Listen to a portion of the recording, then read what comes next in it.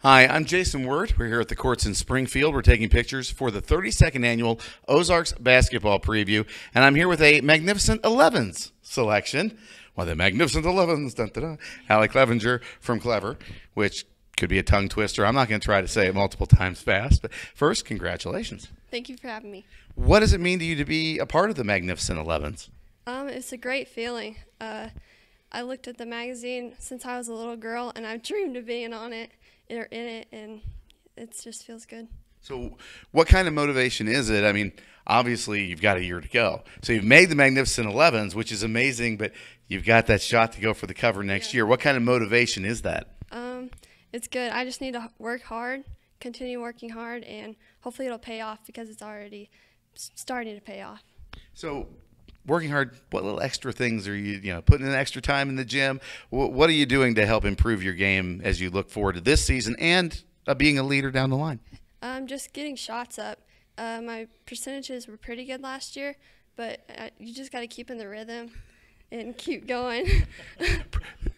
The girl shoots 84% from the floor last year, and she's like, well, I need to improve. I mean, well, Coach, what is that like? You've got somebody who's making 4 out of every 5 shots from the floor, and they're going, I want to improve. Yeah, I mean, she spends a lot. She's been the player I've had for the last few years that, comes in the mornings, works out, and comes in the afternoon, stays late. And then she does her own training, off the side. So it's pretty amazing, her work ethic, not to mention all the stuff she does beside that. So that's why she shoots so well, and she'll continue to just become a better shooter all throughout her high school and college career. Yeah, I mean, you were 41% from outside the arc, so you've got the inside-outside game. And so is that something that you want to be, that kind of player, that if the defense is kind of pushing you when you get toward the hoop, that you be the one that takes the step out and everybody has to react to you? Yeah. And then one thing I need to improve on is just getting to the bucket and finish strong, because my free throw percentage, it was 84%, so I just need to get more chances and more points up there. So, I mean, you're going into your junior season. A lot of people, I mean, you're talking about college, but it's not like when you're a senior and you're like, okay, I'm going to commit. But you're getting a lot of attention as a junior.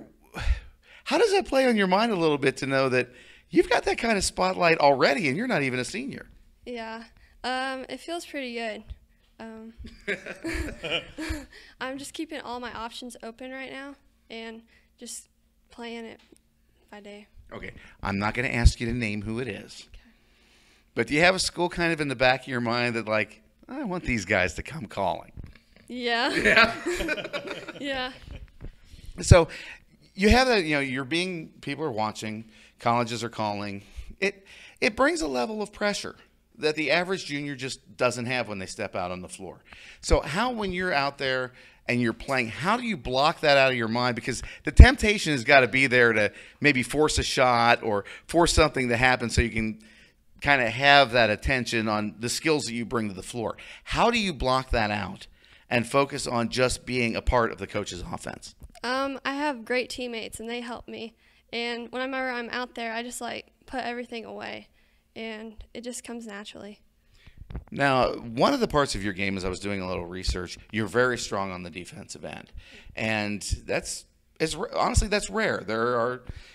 Coaches always talk about defense, but most of the time when you're out there on the street playing with you're not thinking about playing defense. So to be recognized as a top defender, and if I remember correctly, you had like 3 steals on average in games last season.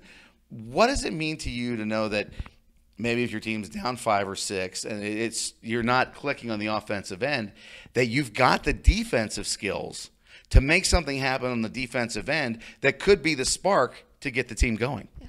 I take pride in my defense because more defensive stops is more offensive chances. And if we're not hitting our shots at night, we have to get stops on the defensive end. The shots will eventually come. Now, I'm going to put your coach on the spot because I got a little information from him before we did this. And he said, sometimes you can be a little too unselfish out there.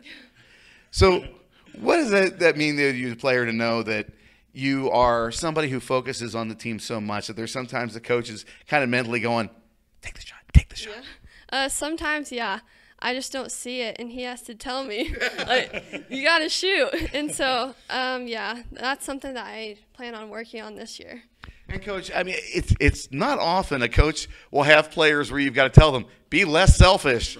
Right. What's it like to have players like that are just naturally, they work hard in the gym, and they're unselfish on the floor? How does that open things up for you as a coach? Well, I mean, it's a nice problem to have because it keeps everybody happy, but at the same time, it's kind of a catch-22 because there are times where I really feel like she needs to be getting more shots up.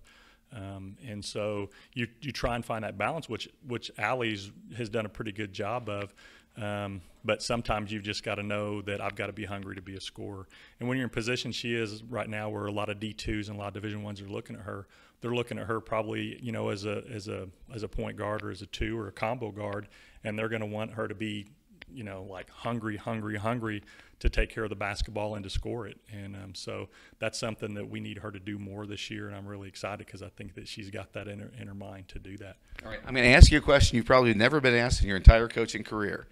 How do you coach players to be a little more selfish on the floor? Yell at them.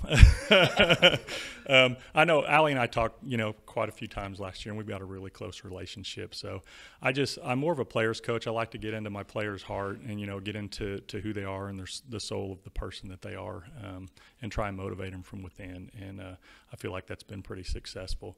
I'm not perfect at it, but, where the whole deal is where scoring is concerned.